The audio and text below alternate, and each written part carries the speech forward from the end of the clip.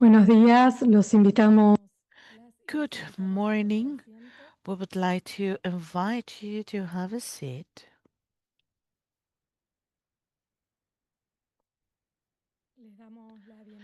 We would like to welcome you all to ECLAC. This morning, we will have the conference because of the visit of the Minister of International Cooperation, Mr. Åsmund Aukrust, to Chile and to ECLAC. And after this conference, we are going to have the multilateralism and reforms to have bridges and to keep the impact and to protect the rights. And now we will have the kind words of José Manuel Salazar Signax, Secretary of ECLAC.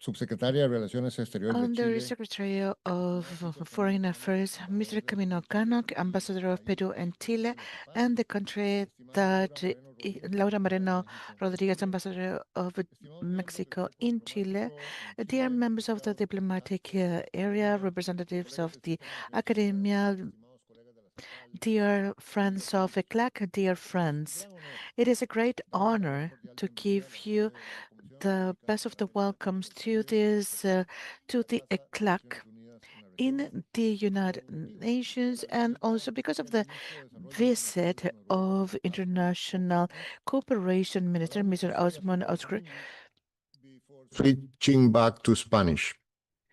Minister August, it is truly an honor to welcome you to ECLAC and to take this opportunity to reflect on perhaps the most important question of our time: how to ensure a world of peace, shared rules, and common values and principles when powerful actors seem to be walking away from those ideals, casting us into a new landscape defined by unilateralism, hard bargains, and highly unstable equilibriums. We at ECLAC are not naive. We know the world is and always has been shaped by power, but it is crucial, it is indispensable that it is not shaped solely by power. That is what the United Nations stands for and what it has managed to achieve despite its shortcomings and limitations for 80 years. Your country, Norway, has always been a beacon of the United Nations system. From the first Secretary General, Trivi Lufdan Lai, to your sustained leadership in defense of multilateralism and the three pillars of the UN Charter: human rights, peace and security, and sustainable development. This is why we welcome you not as a visitor, but as a friend and fellow traveler. Queridas y queridos amigos, acá en esta hermosa sala. Dear friends, in this wonderful room of ECLAC, we are pretty much 13,000 kilometers away from Oslo. And yesterday I returned from Santiago as we were recommended with Mr. I came from Oslo in a short visit of 4 days to that beautiful city and that wonderful country. However, for Latin America and the Caribbean, Norway doesn't feel distant. Over the decades, it has been a constant friend of the region, recognized for their work in terms of the cooperation and development, defense of the human rights, promotion of equal opportunities, and the protection of the environment. Without mentioning the wonderful model of the economic development and the welfare state. Also, in Chile, we remember them among so many other reasons because of the role of the Ambassador Frode Nielsen in the protection of people during the dictatorship. As you all know, this year is the 10th anniversary of the Kingdom of Norway into the ECLAC. There have been many of the causes that we have worked together during this time. I would like to highlight the cooperation that we received from Norway at the beginning of the Gender Equality Observatory, which is the site with the most visits at ECLAC. We have also worked on projects for the reduction of the greenhouse emissions and also the adaptation to the climate change. There are so many areas of common interest that unite us, but there are some specific specific topics that gather us together, but also the way in which we understand the world, when we recognize our deep interdependence and the need to find spaces to build from our shared humanity. There are times in life where we study history, and there are times when we've got this acute feeling that we're living it. This is one of those moments. After so many times of change, it seems that we're finally facing a change of the era, a rupture of the international order that emerged from the post-war period. We're not certain yet about how deep, how extensive, how irreversible will be that rupture. I dare to say that none of those attributes are given because history not only happens to us but also influences us, but we pass and we influence on history. Even though we cannot skip the wave, we are not to the side. We've got tools, we've got assets, we've got a voice and identity. In that spirit, we would like to hear your reflections and your messages, and I would like to invite you to take the floor. Thank you very much.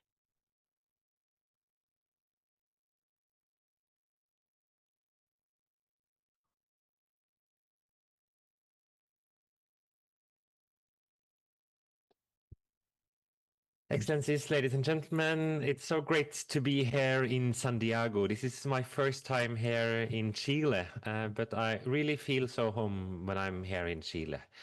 As mentioned, Norway and Chile has a very long history together, and we have supporting the democratic forces in Chile for so many decades. And you mentioned Frode Nielsen later on today. I'm going to the current ambassador, Per Anders Nielsen, who lives in the same building, of course, where hundreds of Chilean refugees came to have a secure place here in Santiago. And I think that's a beacon of and a very good sign of how international solidarity is what brings us together. And I also feel very home when I'm here in ECLAC. And as I said, when we had the meeting earlier today, Norway is very proud to celebrate 10 years as member of ECLAC this year. And I cannot imagine any better place and any better way to celebrate our 10 years anniversary than being here in this beautiful room and to have this very crucial discussion that we are having today on how to reform and how to secure the UN that has secured us for 80 years, also for the next 80 years. Because we have to start off by saying that the UN is now in the middle of a crisis. It's a political crisis with very strong attacks on the multilateral society. It's a financial crisis with very big cuts from very many of our partners in the US, but also very many in Europe and abroad and beyond. And most importantly, it's a crisis on the ground with dramatic wars in all continents, in Ukraine, in Gaza, in Sudan, and beyond. And therefore, I think it's so crucial that we are coming together with different perspectives from different continents and having these discussions. Because what we are here to secure? That is the multilateral society and the UN family. And the multilateralism and the UN has been a tremendous success for the last 80 years. We have lived in the most peaceful 80 years of human history. We have experienced the strongest economic development in human history. We have created an impressive body of international law that is the cornerstone for all these achievements. And with the SDGs, we have created the most transformative, comprehensive system ever made to promote economic and social development and to monitor progress. In other words, multilateral cooperation has completely changed the world, and it has benefited all of us. And in spite of all the dramatic backdrop that we are now facing, we have been also in this environment been able to show results. We had the Pact for the Future that last year showed that we can unite around fundamental goals. And 2 weeks ago, we and many of also here in the audience met in Seville, where we also managed to get an agreement on the finance for development. Norway, we have, as most countries in the world, for a long time been arguing for an UN reform because there has, there is a very strong need for a reform of the multilateral cooperation. We say that as the UN's best friends. We have too many agencies, too many mandates, and the decision making is too complex. As a Minister of International Development, I often traveling to many of the most complex situations in the world. I was in Chad a couple of weeks ago on the border to Sudan. And I met with the most vulnerable people in the world. And of being there was, of course, it was very emotional to see all the international agencies working there. But at the same time, it was very striking to see how, do you see, I think it was 30 different UN logos on the border. This is not sustainable for us as donors, and especially not for the receivers. Therefore, there is a strong need for reform. Furthermore, we experience a growing distance between our expectation and the reality of what the UN can deliver. The Security Council has not been able to unite against serious threats towards international peace and security. We experience an increasing number of clear violations of international law every day. And we see a pushback against what has been achieved on human rights, peace and security and development. A strong multilateral system is based on international law is a core international interest for Norway. And I would like to say that it's very important also from countries in Europe to say that all countries, we benefit from clear and accepted rules. It creates the stability needed for development and peace. The international law that is violated now every day is the same international law that are protecting the people here in Chile and protecting people in Norway. Therefore, this is one of our most important in our security policy is also to have a reform of the UN and a UN that can deliver peace and development. All nations, especially of course small nations like Norway, but all nations, also the superpowers, they are dependent on multilateral cooperation to cope with threats like global warming, environmental degradation, and pandemics. So multilateralism is a clear sum game, not a zero-sum game. So therefore, I think it's so important that we come together and that we are discussing cross-regional. And we see, unfortunately, I would say, that the UN membership often divides along the same fault lines as during the Cold War, which ended more than or almost 35 years ago. We need to re-examine our positions and to build broad-based alliances beyond our traditional partners and defend and develop our multilateral achievements. Norway, we have since the beginning of since the UN Pact was signed, actually, as you mentioned, the first Secretary General of the UN were a Norwegian, Trygve Lie. And we have since then been one of the top contributors per capita to the UN system. We have an investment in a world order we believe in, but also a world order that has served us so well for decades. And therefore, I will say that we, from the Norwegian side, we also have strong opinions of what the UN should do. But more importantly, we want to seek these agreements with other countries, because here we need to find compromises. We need to listen and to understand perspectives of others.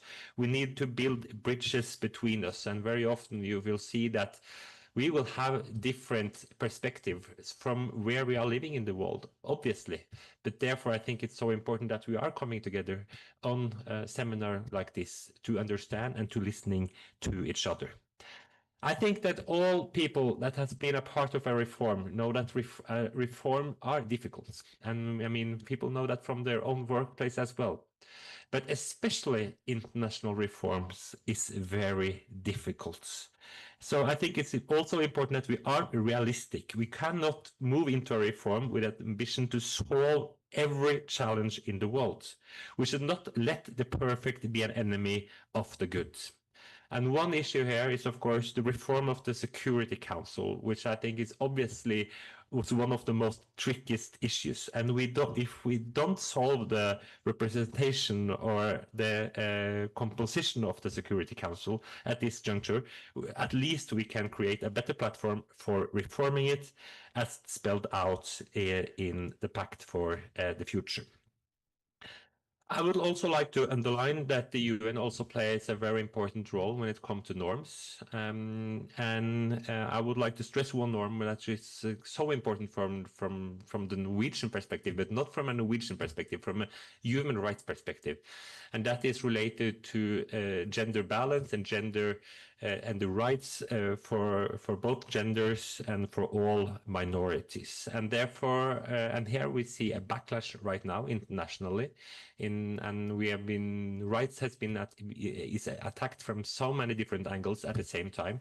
And therefore, from the Norwegian side, we are ready to step up. And therefore, I'm very glad to do that together with Chile. And yesterday, together with the Foreign Minister von Claveren, we signed an MOU that obliged Norway and Chile to work even more closely together and to really step up the issue for rights, both genders, and for sexual minorities and other minorities.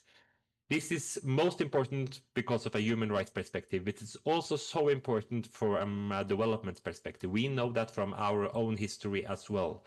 Females' participation in the workforce of Norway has benefited our economy more than all our oil and gas income together. So I always use this as an example to say that, I mean, we are arguing for women and girls' rights, mostly because this is a basic human rights, but also because it's very beneficial for our economy. Friends, let me end by saying the UN system, that's very complex and national interests vary enormously. And I think it's only the Secretary General that had the oversight and the competence to make comprehensive proposal for changes. But in the end, it's up to all of us. It's up to us that are the UN, and the UN, that's us, the member states. So in the end, we have to take the responsibility.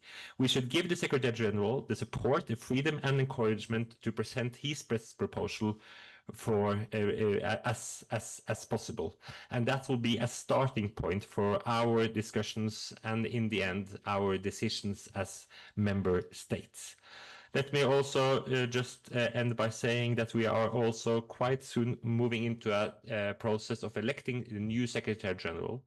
And I think the way we did it last time is a good model, because that was the most open and transparent way to do it that we have done before.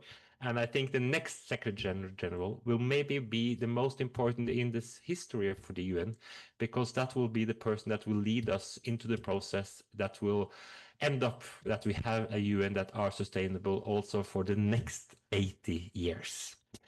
And I know, being here in Latin America, that there has been 30 years since last time Latin America had this position, and that there are many strong candidates from this region. But I would also like to stress that after 80 years of male Secretary Generals, it's time for a woman Secretary General, and I look forward to seeing many good candidates, female candidates here from Latin America. My final word, because before I will like to listening to the rest of the panel and to listening to comments and questions from the audience, is to say that the aim of the reform should be to ensure the UN ability to deliver on its 3 pillars, to implement the 2030 agenda and the Pact of the Future and uphold UN's normative function.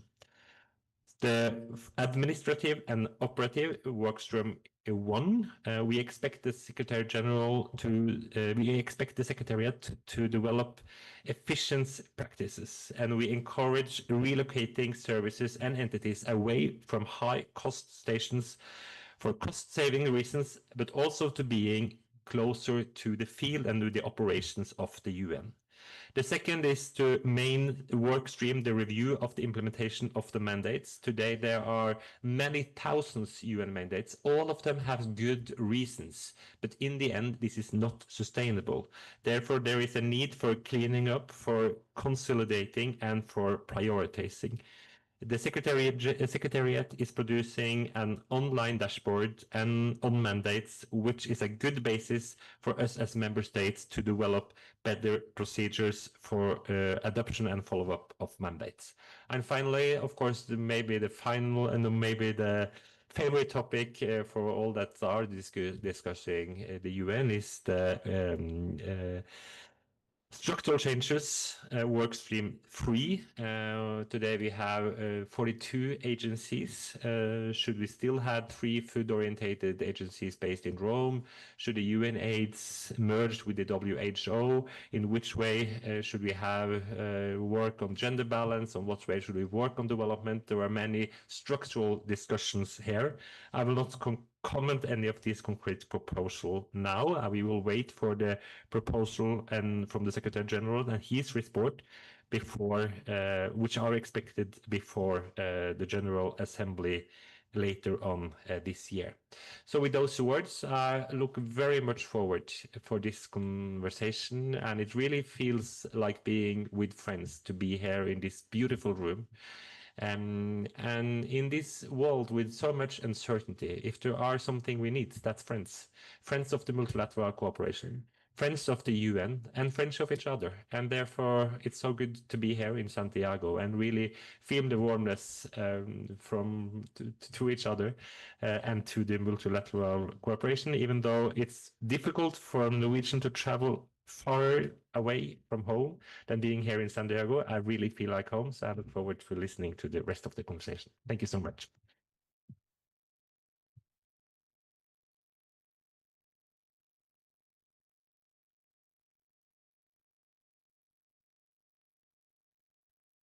So thank you very much, Minister Åkrust, for your words and messages, and for the vocation of your country to construct bridges and to promote global friendship and collaboration, something that was so clear in your remarks. A continuación, es un muy grato. Now it would be my honor to give the floor to Mrs. Gloria de la Fuente González, Undersecretary of Foreign Affairs of Chile, to address the audience.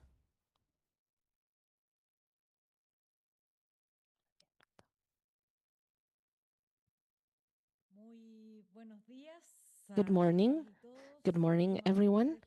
Dear Executive Secretary of ECLAC, Mr. José Manuel Salazar, Minister of International Development of Norway, Åsmund Aukrust, we had the pleasure of having a conversation yesterday in the framework of the signature of the MOU on feminist foreign policy.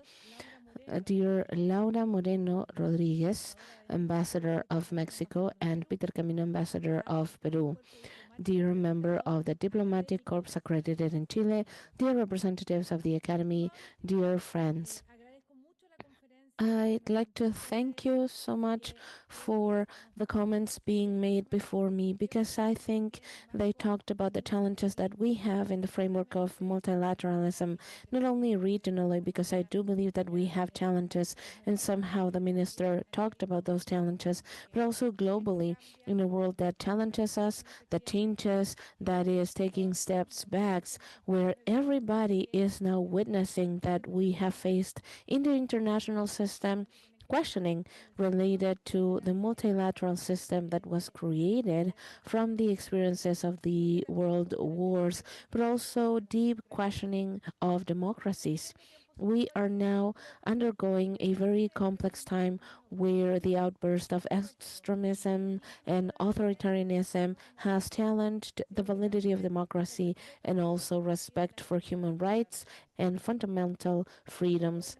According to a study of the UN Programme for Development of 2024, it is precisely political polarization, extremist positions, and that are processes that are somehow fracturing and eroding trust in the democratic institutionality. We need to add to that increasing questioning to multilateralism, to the institutional architecture that was created after the war, understanding that it is the main tool for solving problems and conflict at the global level. Therefore, it is a key discussion that we need to have to address other issues, particularly in Latin America when it comes to the ongoing corruption. In the face of this situation, it would be urgent to understand that questioning democracy and the erosion of the institutions go hand in hand with the weakening of multilateralism, which ultimately becomes the greatest challenge for our countries that ultimately need to find joint strategies that internationally aim at protecting and revitalizing democratic values as the basis for a global governance system. The meeting today is evidence of the commitment of countries like Chile and Norway to the democratic governance, including monitoring election processes, strengthening the participation of civil society, and the promotion of the rule of law, including the creation of multilateralism that needs to be robust and modern. In this sense, ECLAC, without a doubt, has fulfilled the duty of offering political and academic instances to strengthen the democracy in our region, and that is why it is precisely hosting this meeting, as the minister mentioned again. Chile and Norway share a common policy based on the defense of democracy, human rights, and multilateralism, and both countries work actively to bring this vision to reality. This is reflected in the bilateral agenda we have, from the Antarctic Conversation, promotion towards a green, inclusive transition, the promotion of a feminist foreign affairs policy, all the way towards the promotion of the participation of both countries in different international instances like the SW, and also the PEF class groups like the policies to promote gender equality, disarmament, digital governance, and the rights of the LGBTQI plus community. In the framework of the legal progress made recently in the country, Chile and Norway. Norway highlighted that Chile has been consolidated as one of the key destinations of their investments in Latin America, and highlighted the potential of the country as a strategic partner towards the global energy transition. Both countries agree that as friendly countries committed to multilateralism, we also have to strengthen our partnerships to contribute towards the international system and also promote sustainable solutions to common challenges. An example of this shared view with Norway would be the MOU that was signed for the purpose of Antarctic cooperation that was signed in the framework of the Third UN Conference on the Oceans. In this agreement, the historic relationship between both countries only grows stronger, and it also reinstates our commitment towards the Antarctic Treaty System and the Antarctic region as a natural reservoir devoted to peace and science. Through this instrument, we want to strengthen this system of treaty and also promote technical and scientific partnerships in issues like climate change, ecosystemic processes, and also move towards the coordinated implementation of the Polar Code in the Austral Ocean. Along the same lines, I am pleased to highlight, as the Minister mentioned a few minutes ago, the signature of the MOU between Chile and Norway on cooperation in terms of gender equality for foreign policy. This instrument is the baseline to coordinate activities bilaterally, regionally, and multilaterally around a feminist policy which is consistent with the international commitments and the 2030 Agenda, and also the Beijing Declaration. And I'd like to make a point here because precisely the Minister talked about the danger of setbacks. Think about the beginning or the ends of the 19th century and the 20th century. If it weren't for the movements of women promoting our right to vote, we wouldn't even be speaking about universal vote and the possibility that men and women are able to participate. Along the same lines, the democracy of the 21st century cannot be created without gender equality. That is why, in a moment of setbacks, we need to continue to support agendas that are so important for both of our countries.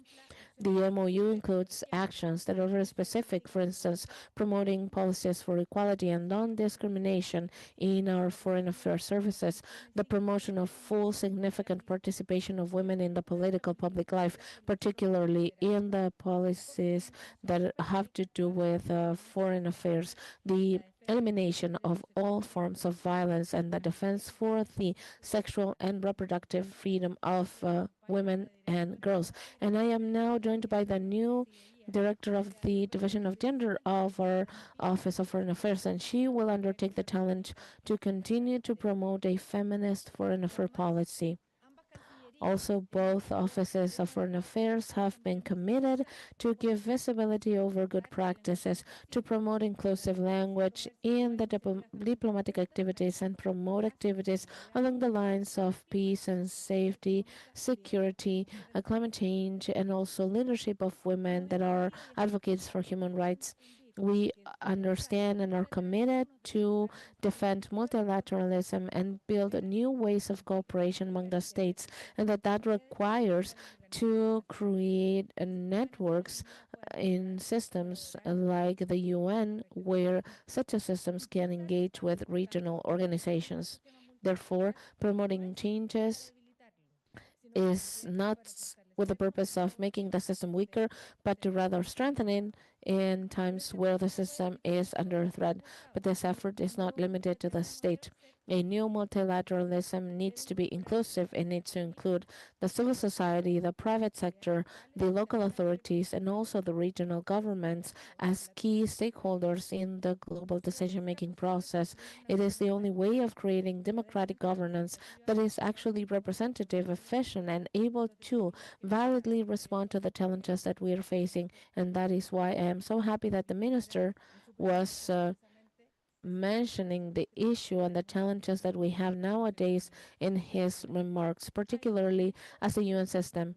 Of course, there is a unique opportunity here for Latin America if we are able to reach consensus after the experience with the General Secretary Ecuador 9. General secretaries ago, we could have the potential of having a general secretary that undertakes the challenges of the region, but that requires consensus, of course. Our main task today as democratic governments is to be a part of the undertaking of the update of multilateral organizations, and surely Norway shares this vision. We need to build tools based on solidarity to undertake the challenges that our democracies are facing. In the following days, Santiago will host, by the way, there is a link, of course, between institutional weaknesses and the democracies and also the weaknesses of multilateralism.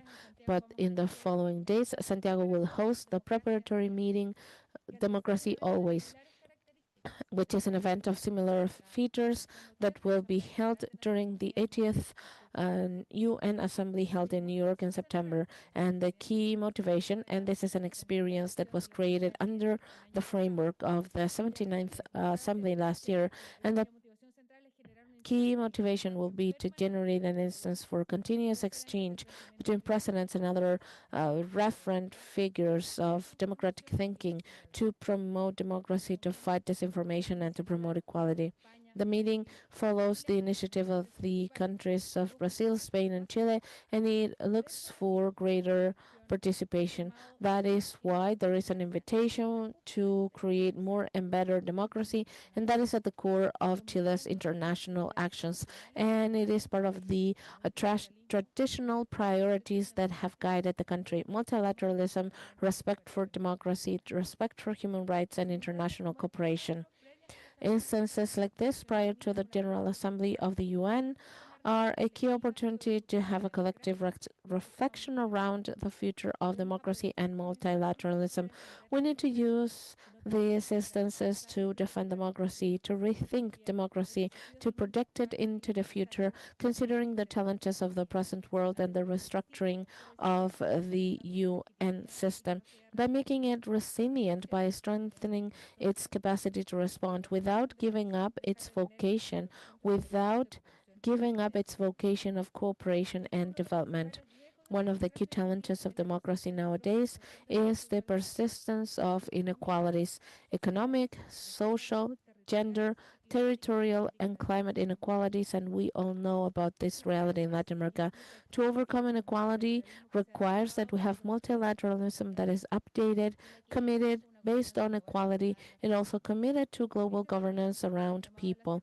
This is the compelling invitation of ICLAC, that through its activities has created a regional platform to develop ideas, knowledge, cooperation, coordination, and also reflection as today, that allow us to have a regional dialogue in equality with other regions of the country, with other countries, with like-minded countries, bringing our voices to the international platform in a joint, harmonic manner. And to this effort, the Kingdom of Norway definitely is making a contribution today in their continuous commitment to defend principles and values that we share. Thank you.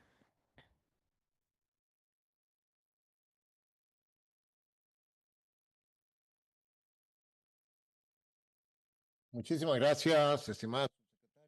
Thank you so much, dear Undersecretary, for those very important remarks.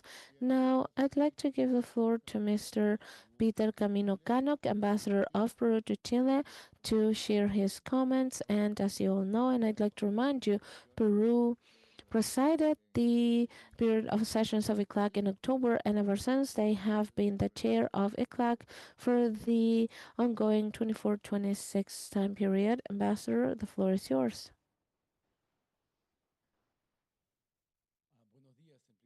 Good morning.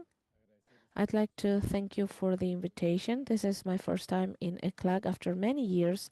I just arrived to Chile as ambassador just 2 months ago, and I'd like to say that it is an honor to be here among all of you. Mr. José Manuel Salazar, Executive Secretary of ICLAC, Mr. Åsmund Aukrust, Minister of International Development of Norway, congratulations for that great presentation that you made. Dear Gloria de la Fuente, Undersecretary of Foreign Affairs of Chile, Mrs. Laura Moreno, Ambassador of Mexico to Chile, attendees. First of all, I'd like to thank ICLAC for this invitation, and I'd like to commend you for organizing this instance in a key moment for the reflection on the present and the future of multilateralism. We are now gathered around a key question: how to preserve and also renew and update the strategic value of international cooperation, multilateral cooperation, in a situation which is increasingly challenging. As it has been mentioned before, and as we all know, the world system as we know it after the Cold War has been going through a process of fragmentation and reaccommodation, and this is a process that has an impact not only over the power balance but also over the key principles that during decades were the basis for international cooperation. We are now witnessing an accelerated erosion of the world order, as it has been mentioned already.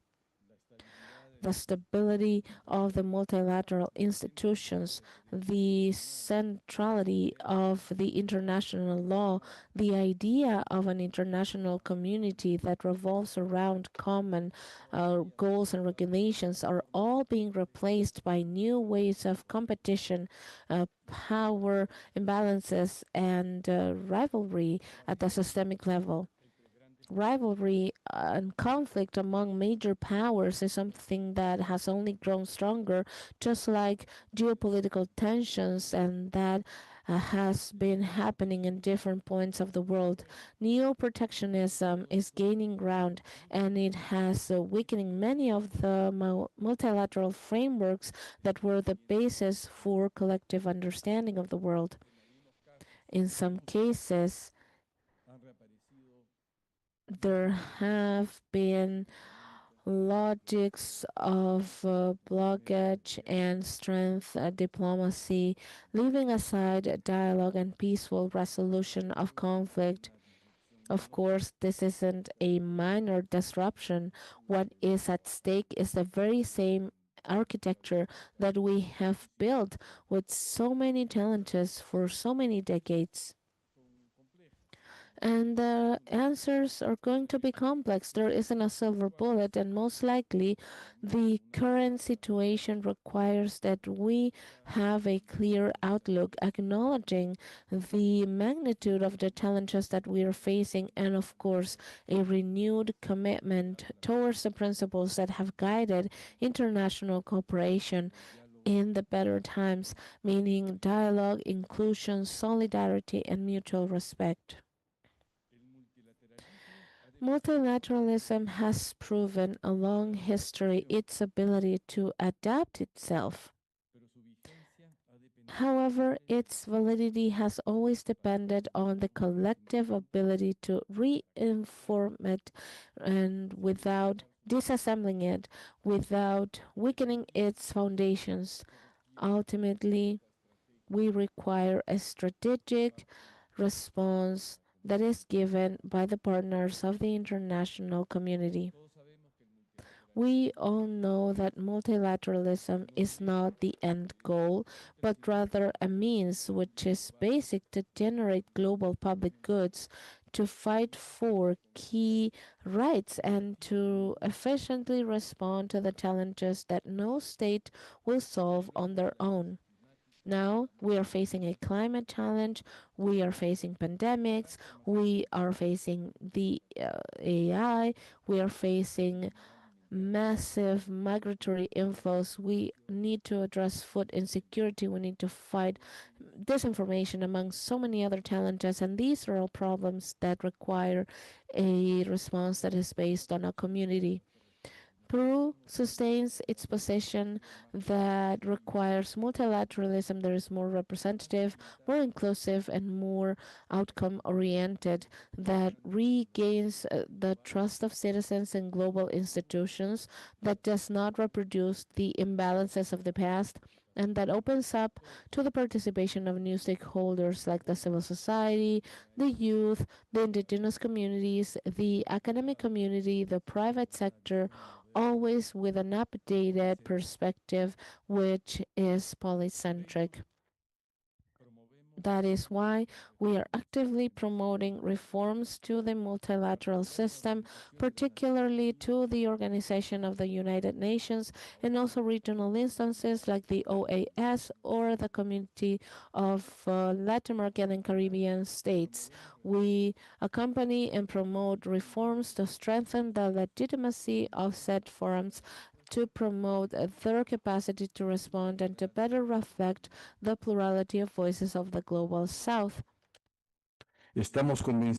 As an example, we are convinced that the digital transformation requires an urgent global transformation. The lack of regulatory frameworks about cybersecurity, digital platforms, and artificial intelligence generates gaps that may amplify the already existing inequality and to erosion the social cohesion. In climate aspects, we believe that the international architecture on this regard should move into a fair mechanisms and that should be binding at the same time. But we cannot put all the cost of a crisis only to the smaller countries. And we also recognize the importance of the financing for the development. In Seville, we've got the fourth international conference about the financing for the development in a context of a lack of yearly financing of $4 billion for the the sustainable development. This is a gap for Latin America and the Caribbean, a region with constant challenges as a low capacity of growth, high levels of inequality, limited social movement, and a very small social aspects and difficult institutionalities. I would like to highlight the international commitment with the financing for the development of Norway, that in the year 2024 they use an important percentage of their GDP, which is made of the most important donors at a world level. Their leadership reinforces the importance of a better solidarity and oriented to an equitative agenda. In the case of Peru, their cooperation is key in the protection of the environment and the Amazonias and also the humanitarian help. I would like to say here the formidable work that some years ago we did with Chile with the support of Norway in the in the area of when we removed the mines in our borders. So thank you very much for that work and for the joint work. In this scenario that is not looking very good in the work of the United Nations, including ECLAC, it is very important to be part of the member state in the implementation of all the agreements that we achieved in Seville. The work of ECLAC in favor of the regional integration and the economic growth and the international support by having the Forum of the Countries of Latin America and the Caribbean in terms of the sustainable development that was carried out in this very same room. They are key because we can exchange experiences and best practices. Once again, on this regard, the disposition of Peru with the pro tempore presidency, we can continue working together in coordination with the Executive Secretary of ECLAC and eventual initiative that we can all be interested in trying to develop them in terms of this committee. Based on this complex situation that we have described in the international aspect, we need to ask ourselves how the region is facing this situation. And I've got the feeling that the diagnosis is not very good. We see that Latin America and the Caribbean are going through a moment of special complexity, the deep social inequality, as I mentioned before, the institutional weakness, the politicization, and the fragmentation make harder to get into a consensus that commit the processes of integration to that. And I would like to highlight that there is a phenomenon that is worrisome, which is the ideological instrumentation of the different, because we've got areas of confrontation instead of having a space for dialogues and understanding. Those difficulties have been clear in different areas, and you know them. E- When we've got a consensus, is more and more difficult. My country will continue promoting a technical approach, a flexible one that would allow us to continue growing in common areas and also among the different issues. The region needs to build a trustworthy, so we need to highlight that, a pragmatic, when we set priorities where the coincidences will be above all the differences. And just to finish, I just want to say that Peru, along, we have had an an interest in terms of the respect for the peace and the international law. And that is driving us to continue working in the different multilateral forum that where we belong by contributing with proposals, trying to add solutions and contributing with a with a shared responsibility point of view. end with our view in the future. Peru considers that it is time for Latin America and the Caribbean will aspire to start a community, the General Secretaries of the UN.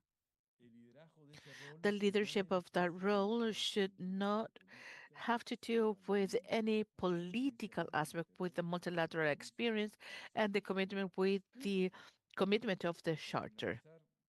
Just to finish, I just want to say that the multilateralism must be defended as with a strong political willingness and also with a collective purpose. The response to the current challenges demands more solid institution and more efficient cooperation and diplomacy. We believe that it is still possible to renew the Pact of Trust, to reinforce the universal value, and to give them a new impulse to this international community based on cooperation, justice, and dignity. Thank you very much.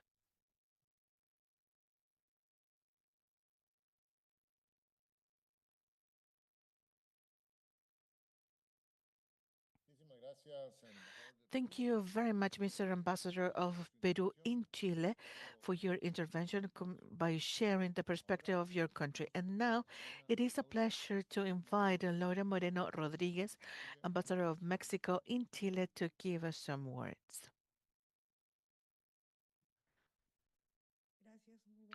Thank you very much. Good morning, everyone. And of course, my greetings to the Undersecretary Gloria de la Fuente, who is here with us today, and Mr. Åsmund Aukrust from Norway in Chile, and Ambassador of Peru in Chile, and of course, José Manuel Salazar, Executive Secretary of ECLAC.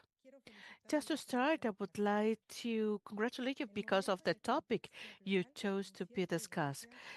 This with this, we need a permanent dialogue in terms of the multilateralism with the different states that are important for the cooperation. Mexico agrees with what has been mentioned because of the ones that were before me. We're in a critical point for the international policies.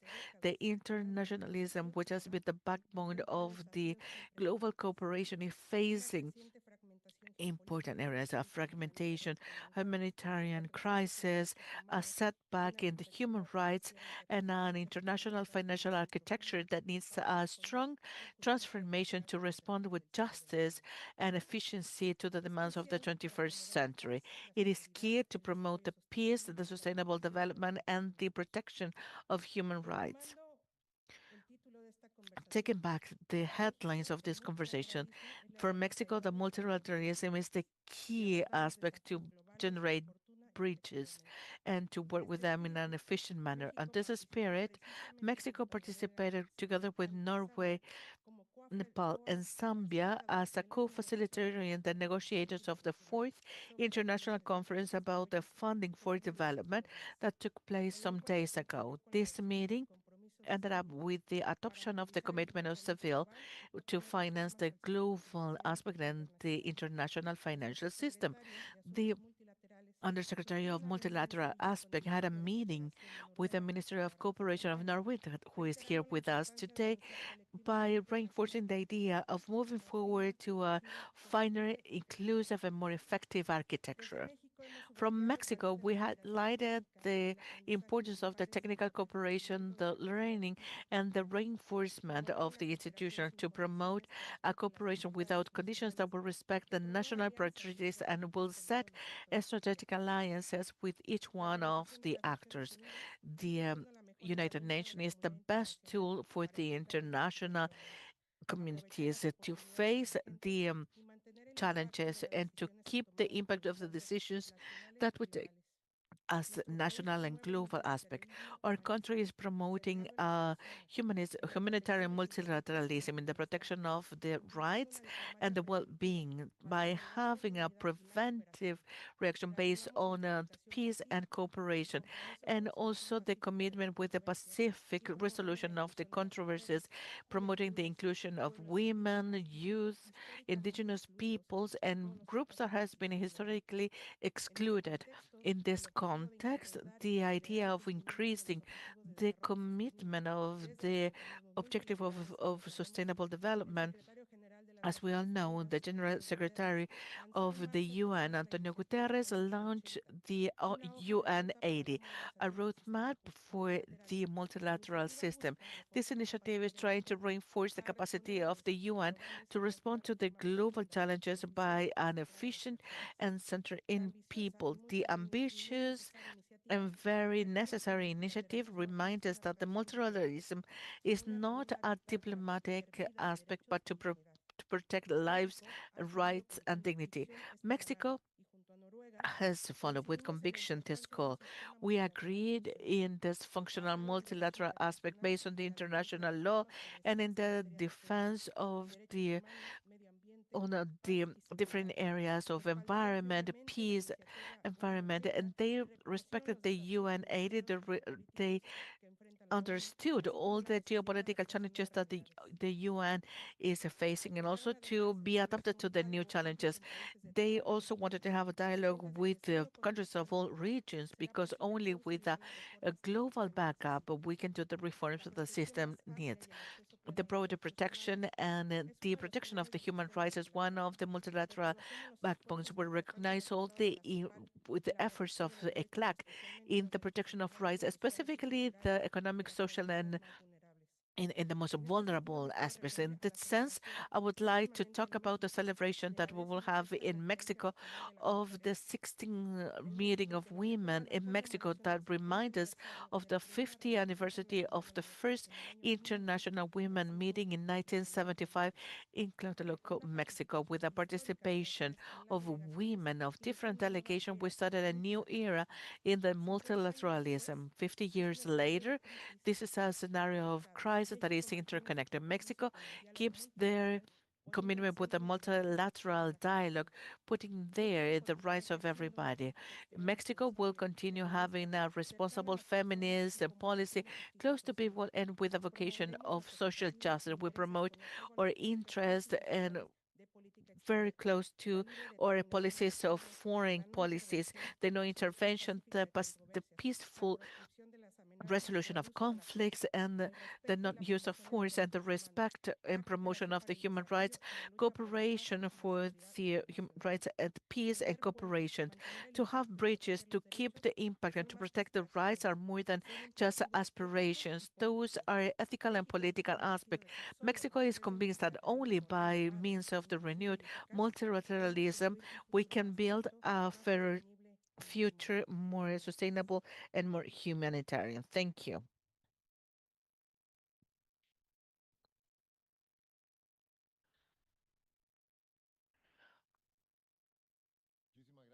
Thank you very much, dear Ambassador, to share with us the perspective of your country and to remind us that in less than a month we will be in Mexico City gathered together in the 16th meeting of the Regional Conference of Women in Latin America and the Caribbean, which is being organized from ECLAT with UN Women and also with the Mexican government. You are all cordially invited to participate in this conference, which is a very important because for the very first time we will have a female chairwoman that is going to be the host. According to the agenda, we will have a reflection of this interesting panel, and then, if we have the time, we will run a questions and answer. Since its creation in 1948, ECLAC has accompanied and influenced in the important social and political debates in the region.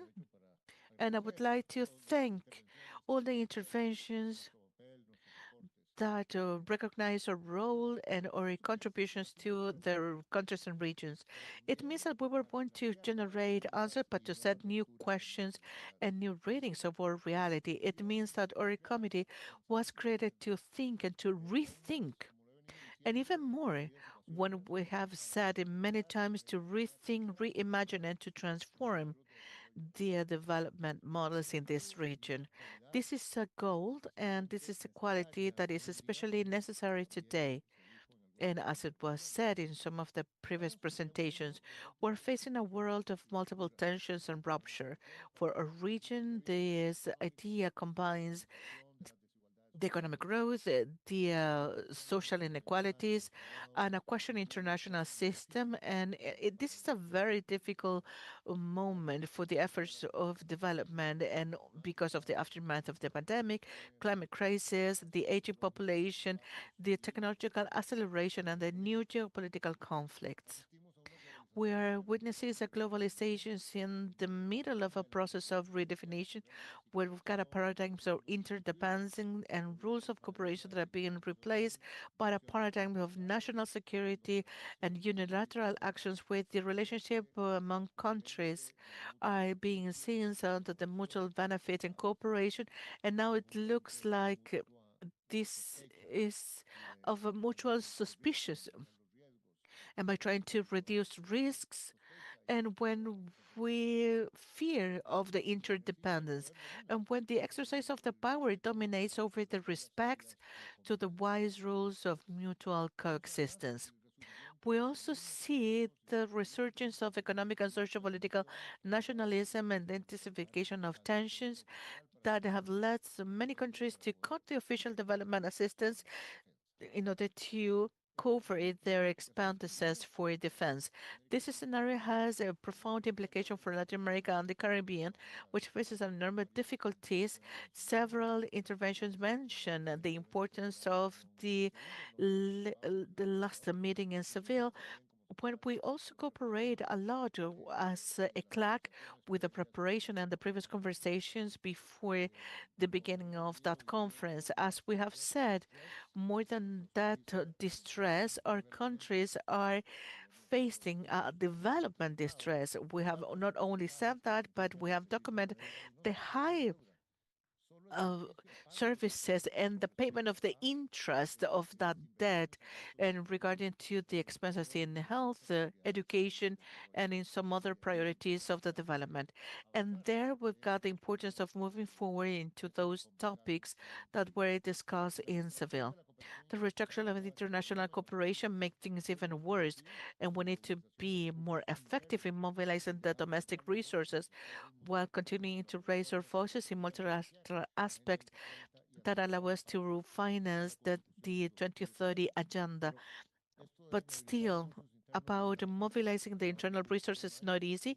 In May, there was published, as we do every May, our fiscal aspect, and we had this fiscal conference, and that area is quite restricted because of the service to the debt, because of the huge difficulties of the political economy to make some tax reforms, and many countries have tried, or they did try it, but this is very complicated. It's quite complex. So also the international context is telling us about the complicated challenges in terms of how to navigate in this new geopolitical aspects. So before that, I think it is very important to resist to the pressures to be aligned with one or another rival, and still we need to continue fighting and to give our rational idea for the reinforcement of the multilateral aspects. So as I said before, this is a dynamic process that is not defined yet, and we don't control the results, but we've got the capacities of having this and different forums, and then also Latin America and the Caribbean will be able to speak with only one voice. And now we heard only one voice in terms of these of the new Secretary of the UN. I am aware that we will go into this new country with a high fragmentation beyond the major regional integration projects that will be very good. ECLAC has been advocating by a pragmatic and realistic approach based on minimum agreements or maximum agreements. As long as we've got the possibilities, the coalition of the countries that will like to be part, and building the agendas and that will be aligning the pragmatic way and also far from the ideological schemes and overcoming the fragmentation. It is a paradox in a region that has no worries, that shares lots of history, language, culture, where we live in peace. Still, it's so difficult to forge common positions. The recent events are external shocks that should help us to be more aware that the fragmentation is weakening us. I would like to conclude with a call to our countries and our society to face this complex international aspect from our capacity, from our asset. We've got so many assets in our region and not from our fears. We've got oil, we've got everything that is needed for the decarbonization. We've got food, and we've got exporting food to powers, and that is absolutely necessary to cover that problem in all over the country. So we've got so many assets in the region that we can use, and also we've got the space to do this. The UN is an imperfect system, but it is a work that is in permanent construction. It's a system that requires reforms, and as the Secretary General said in the framework of the UN 80, but this is a system that deserves the most urgent defense. In the words of Tiger, the only common project of the universal instruments of the great majority of the mankind is the United Nations. And now we will take some questions from the audience.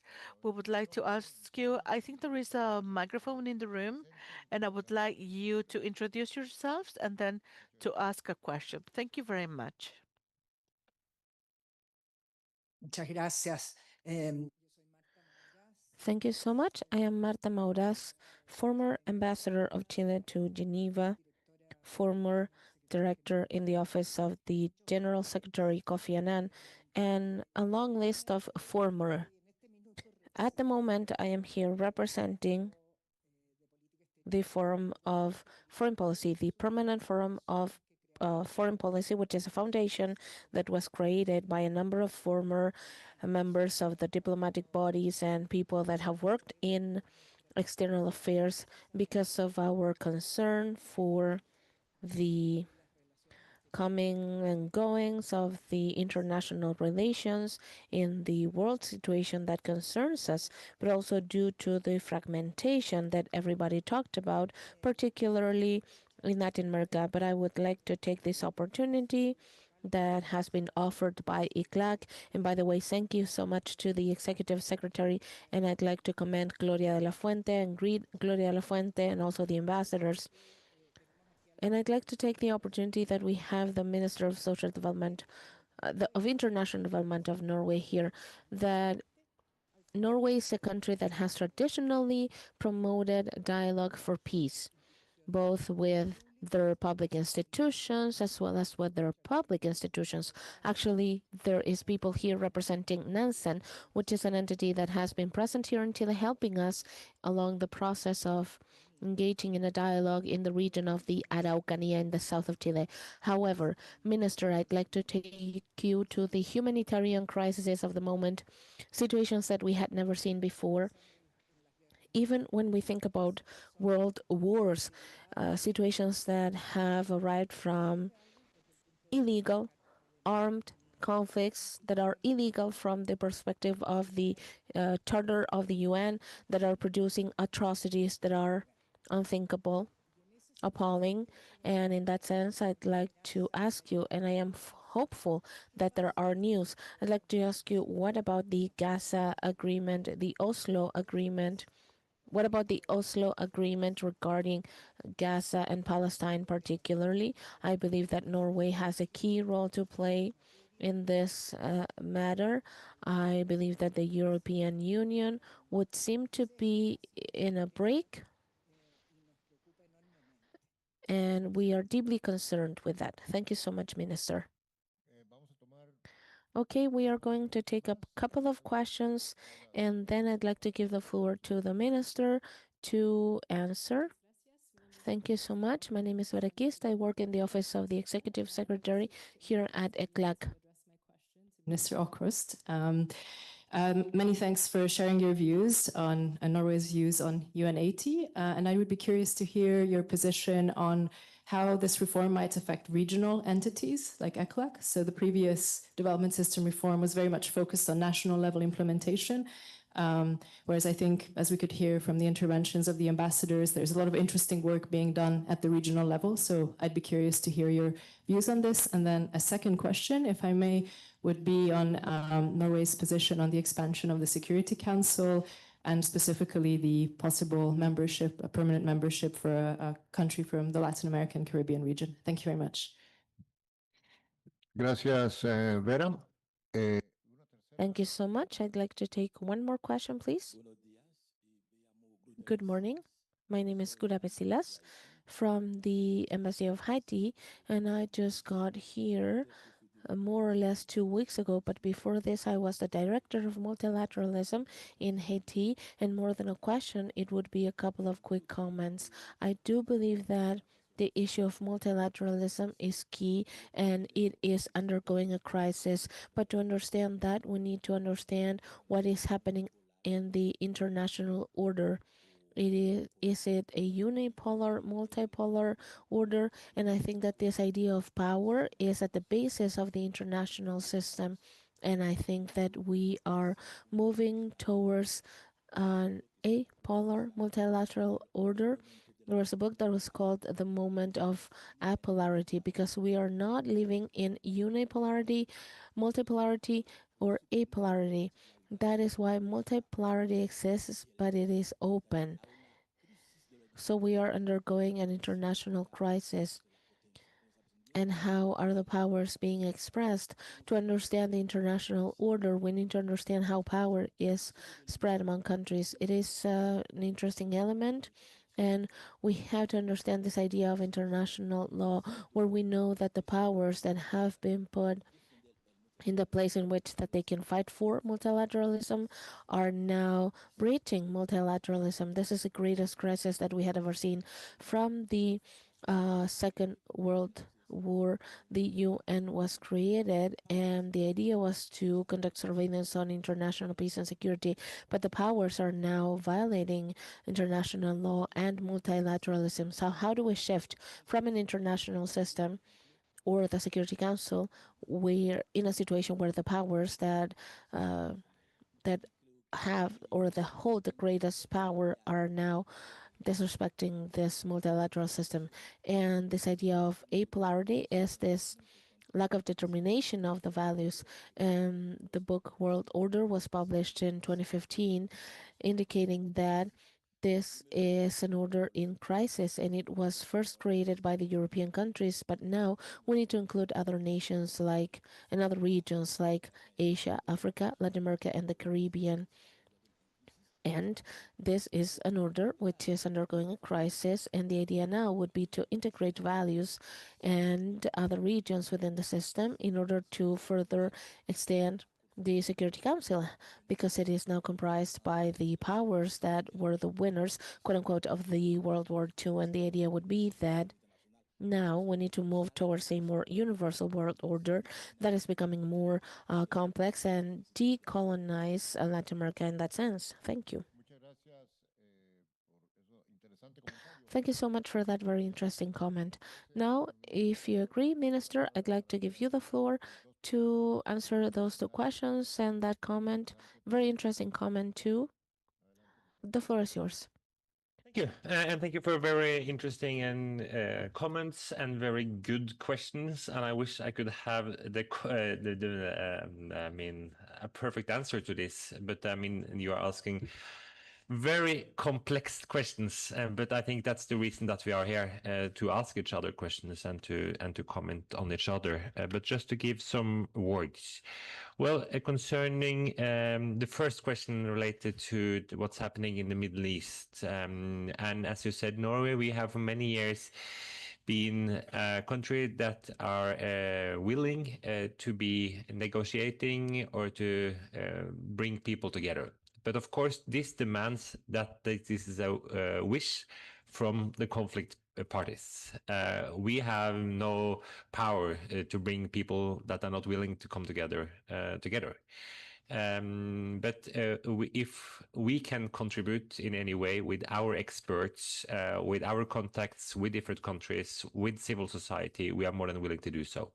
And we have done that in many countries, in Colombia, in Venezuela, in Myanmar, in Palestine, and many other places.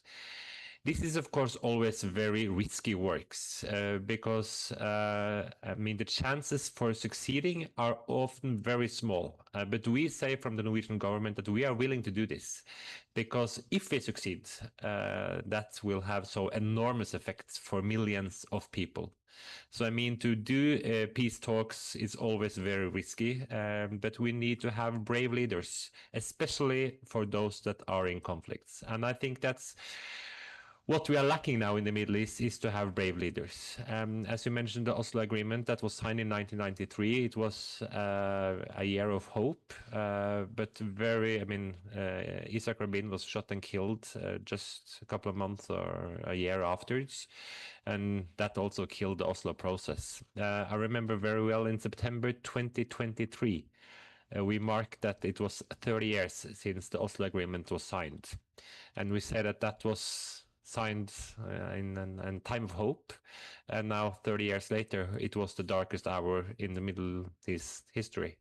And this was just a couple of weeks before October 7th that changed everything again.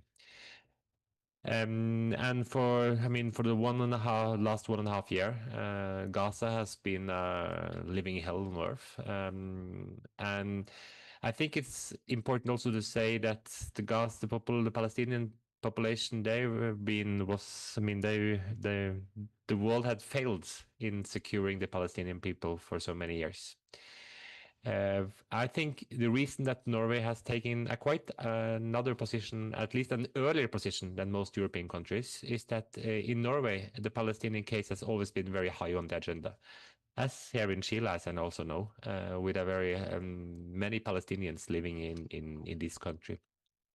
And there from the Norwegian side, we have, I mean, said very early that we needed a ceasefire and immediate release of all the hostages and humanitarian access and a start of a political process. And that was also why Norway, May last year, recognized the state of Palestine together with the government of Spain and Ireland to say that these need a political solution. And from the Norwegian side, we are here for the long run to rebuild the people of Palestine and to build a Palestinian state.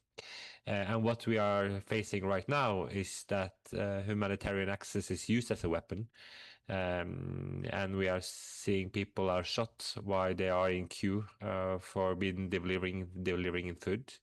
Unfortunately, this is not only happening in Gaza, it's happening in Sudan, it's happening happening in Ukraine, it's happening many places. And from the Norwegian government, we have said very clearly that this is about the Palestinians, of course, or the Ukrainians, but in the end, it's about all of us.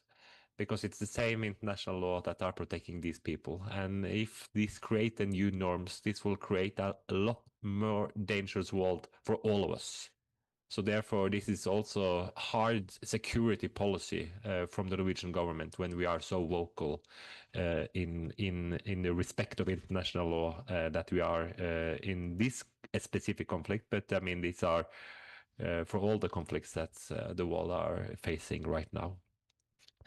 A very good question about the role of the different regional bodies. And I again think it's very important that we are coming to the table with different perspectives here. And therefore, I think it's so important that we learn from each other. Here we are in the Economic Commission for Latin America and the Caribbean. And I know that this is a very strong institution and very important and plays a very important role here in this continent. So I think what you bring to the table is very important in these discussions. In Europe, we also have our Economic Commission. They don't play the same role at all. because we have very many other institutions as well in Europe. We have the European Union, we have the Council of Europe, we have OSCE.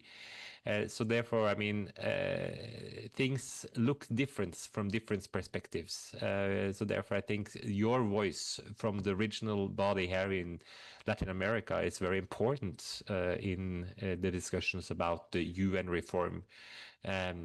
So I definitely think, just want to echo what your questions actually was, that, I mean, these bodies plays a very crucial role. Well, you asked 1 million questions about representativeness from the Security Council. I think maybe the most difficult in the reform process of the UN will be the reform of the Security Council, because as we all know, there are 5 countries there with veto, and they also have veto in the reform of the Security Council. So I mean, this makes this extremely difficult, and I think all of us know that. I mean, these are based on old. I mean, these were based in 1946 after the Second World War, and it's not representative for the world at all today. So from the Norwegian side, we say that we should definitely have a more representative Security Council, and we are more than willing to discuss this, and we support the demands from many countries in the Global South to have permanent seats from Latin America or from Africa, and I think that's a very crucial demands. So we support these ideas, but as I said, I think this actually might be the most challenging in the whole reform process, is the reform of the the reform of the UN. And the last one was a good comment, and yeah, thank you. Thank you very much, Minister. Estamos ya casi sobre el tiempo, pero We are almost running out of time, but I was just mentioned that we have 4 people that were waiting to ask questions. So I'm going to open the floor with a request that you don't make a lengthy comment, just go straight to the question, and then we will open the floor or give the floor to the minister. The ambassador from Palestine, please. Thank you, Your Excellence. Thank you, Ambassador, for the invitation, and thank you to all of you. Yes, what about Palestine? It is unprecedented. It is something that we need a solution for, and we need a just, long-lasting solution of independence.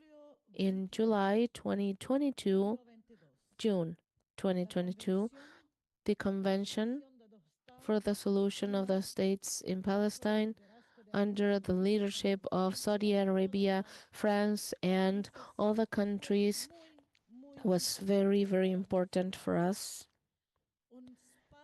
It was an instance that gave us hope. It is a truth. But what happened? What will happen with this point in history, with this convention for the recognition of the right of a state, or the right to a state of Palestine, that because of the conflict between Israel and Iran was postponed? What do you think? Should we continue with the other 3 questions? Muchas gracias. Thank you, Mrs. Ambassador. Now I'd like to give the floor to Mr. Héctor Azael, distinguished economist that worked for many years with ECLAC. I am a former official of ECLAC. I have studied in the US, and I am sympathetic to the US, but I do get the feeling that in these meetings, we never talk about the system of what the US is doing in the face of multilateralism, or even before the commercial approvals. And this is a country that works completely against the multilateral system. And that has been happening from 1972, the UNTA, when the US did not accept the rights that were proposed.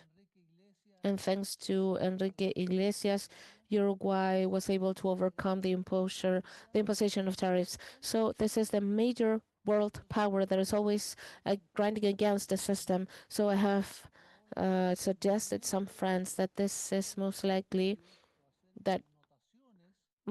this is a time to conduct studies to show evidence that the US is going against the system. Maybe this is a time for the ICLAG, the IDB, and other entities to study and to show evidence of this, because while this continues to happen, the multilateral system will not be able to move forward. Thank you so much.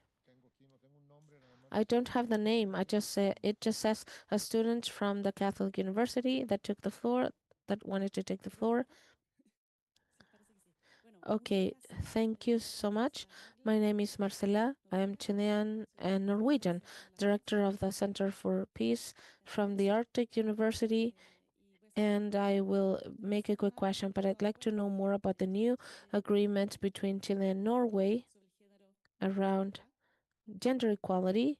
I'd like to know more specifically how this will be translated into specific activities or actions. Okay, another person that wanted to take the floor.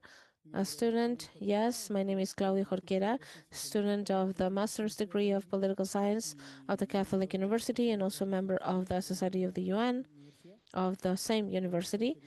And my question is mainly about the role that you see that young people may have.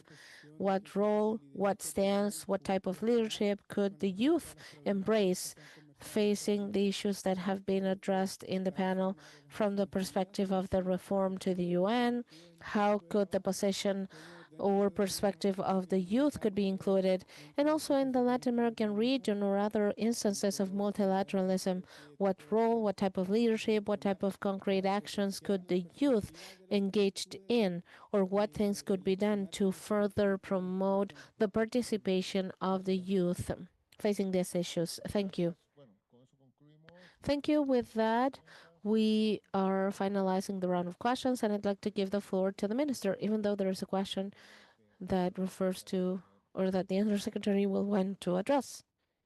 And thank you for very good and complex questions. And again, I wish I had all the perfect answers to this, but then I should have deserved the Nobel Peace Prize, I think, because I think you are asking, really crucial questions in the time that we are living in. But just to give some points from myself and from the Norwegian government. First to my friend, the Palestinian ambassador, and as I said, the Palestine is a living hell at the moment in Gaza, but also it's an extreme situation on the West Bank, which is so also under-communicated internationally. Because of what's happening in Gaza and in other countries in the region. But what we see in the enormous displacement of Palestinians and all the new settlements from the Israeli government. And this is a very clear violation of international law. So from the Norwegian side, we try to be as vocal as possible and to raise these questions in all our international meetings. And we do what we can also to form alliances and to work especially with other Arab states in the Arab peace plans that we want to support from the Norwegian side. But we have also raised the question of the obligation that Israel as the occupant has for delivering and giving humanitarian access to the people in Gaza. We raised this question at the General Assembly and it was sent to Hague for the International Court of Justice, where Norway has been very active. And we will do what we can to continue to support the Palestinian people from our government and also through civil society. And I know there is a very close relation with our government and your government. I had the honor of meeting your Prime Minister in Seville 2 weeks ago and had a good meeting with him and other regional leaders there. And as I said, we recognized the state of Palestine in May last year, not because we thought that the Palestinian would have a state the day after, but as a promise that we will stand here together with the Palestinians as long as it's needed. And there is an enormous job for the whole international community to rebuild Palestine after this brutal war. And the easy part is to build up all the buildings that are destroyed, the hospitals, the schools, the apartments. The challenging job is to rebuild the persons and the human beings that have been living under these circumstances. And I mean, there are no people in Gaza that are not traumatized after what they've been living through. So that's a promise from the Norwegian government, and we will continue to stand with the people of Palestine as long as needed. The question about the US, and of course, what we are facing from the US right now is a lot of uncertainty of the way forward. And I think one of the problem concerning the UN system is that we have actually been, and the whole development agenda is that we have been too dependent on the US. They have actually financed more than 1/3 of all the international development assistance for the last years. So I mean, I think they also should have some honor for being a very, I mean, to play a very important role here. But the problem is that we have been too dependent on them. So I mean, our job is not to comment on what's happening from the White House. We cannot decide the financial budget from the US, even though I would like to do that. But that's not, I mean, of course we have no possibility for doing that. But what we have the possibility to do is to step up the rest of us. And from the Norwegian side, we are doing that. We are not decreasing our development budget, we have increased it. And we have as a goal from my government to have at least 1% of our national income should be used for development assistance. And the UN family are one of our main priorities when it's come to the use of our development assistance. So I mean, when we now are arguing for a reform of the UN, which I will not say to downsize the UN, but should right-size the UN, we need a UN that we can afford. That is not because we from the Norwegian side will use less money, we will use actually more. But we need to have a UN that we can afford, and we need to face the reality. And if we are not facing the reality, this will be a really race to the bottom. And it will really harm all of us. So I mean, as UN's best friends, which we say that we are from the Norwegian side, and among other very many other best friends in this room, I mean, we should be the clearest voices in demanding for a UN reform to secure a UN that will last also for the next 80 years. A very good question about what should we do? What is this MOU? And I can say a few words, and maybe also my colleague would like to add. Also here we are facing a backlash when it comes to the issue of gender, when it comes to the LGBTQ plus communities. In my, I mean, for many years, we have seen 2 steps forward and 1 step back. But now we are, so I mean, the direction has been in the right movement. But now we are seeing a really backlash. And also here, it's up to all of us what world that we want to live in. And we have now said from the Norwegian side that therefore this should be one of our main priorities in our foreign and development policy. And we are very glad that we can do this together with Chile and that we hold each other accountable, that we will raise this question both together and separately every time we have the possibility. One of the first things I did when I became the Minister for Development was to say that at least 50% of all the development assistance that we are giving from Norway should have gender as one of its main goals. And we have our very clear ambition, and I said very clearly to our ministry that we should reach this throughout 2025, that 50% of our development budget should go either has gender balance or gender equality as one of the main goal, or at least one of their goals. So I mean, we need to have the gender glasses on all kind of political discussions when it comes to foreign policy, development policy, security policy, and that's what we are doing now together also with Chile. And I think we also from the Norwegian side have a lot to learn from Chile. So I look forward to bringing our experts also to learn from the Chilean ones, and maybe also you can learn something from us, because this is what I mean, true partnership is. To the last question, I mean, the youth, an extremely good question. The youth, they are, I mean, so important voice. And this is very often said by politicians that the youth, they are important because they are the future. But I would say the youth, they are not important because they are the future. The youth are important because they are here and now. And in very many of the conflicts that we are discussing in the UN, the youth is actually the majority. And in very many of the most vulnerable countries, the youth are more than 50% of the population. So I think it's so important that the voices of the youth are brought to the table. And of course, the main responsibility here is to the governments. The governments need both to be represented also by youth, and they need to bring young voices to the table. And I think also that we should have that as a demand from our partners. So we from the Norwegian side always try to meet with young activists. And right after I'm finished here, I will meet with also with young activists and continue the discussion about sexual and reproductive rights and the rights of the LGBTQI community, where we know that also, of course, it's so important to bring the voices from the youth. But I think the main responsibility here is, of course, nationally. When we are going to international conferences, there are too many people with gray hair, and they, of course, they bring a lot of experience, but they don't know how it is to be young in conflict of war today. That's only those that are young today. So I think, you are asking a very, very good question, and we will also continue to discuss this here from the Norwegian perspective. How can we bring the young voices to the discussions related to the reform of the UN? Thank you. Thank you very much, Minister. And I suppose Subsecretary Gloria La Fuente would like to also comment on that. Agradecerle. I would like to thank the question, and even though I was not the presenter, it was the minister.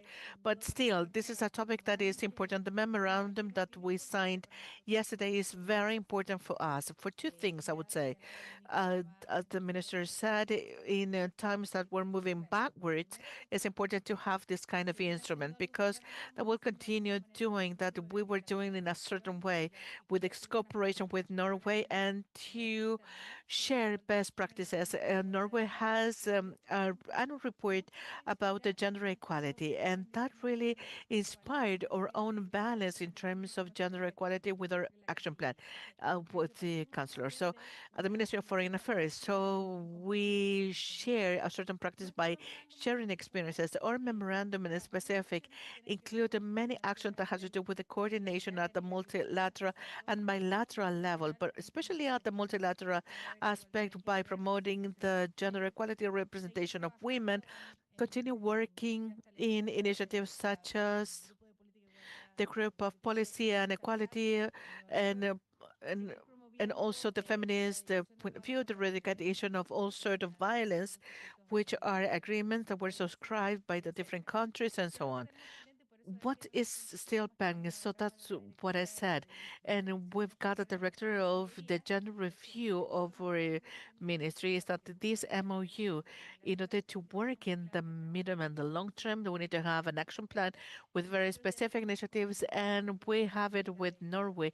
And this is a practice that we have been developing. I would like to say that this is the 8th or the 9th memorandum of understanding that we have signed with different countries and really worked by trying to promote our views, especially when the multilateralism goes through very complex aspects and we're moving backwards at some points, and we work together with the countries where we shared a common point of view. So with this, we have come to the end of this activity. I would like to give you my thanks to the Mr. Minister Åsmund Aukrust. Thank you for your visit, for your friendship from Norway, from the region. So thank you very much for your time. Thank you very much, Undersecretary Mrs. De La Fuente, Laura Manuel Rodriguez, and also the Ambassador of Peru in Chile, Peter Cano. And now we can continue our conversation outside of this room, Raúl Previch, and we will have some snacks, which is offered by the Norwegian Embassy. A big round of applause for the Mr. Minister.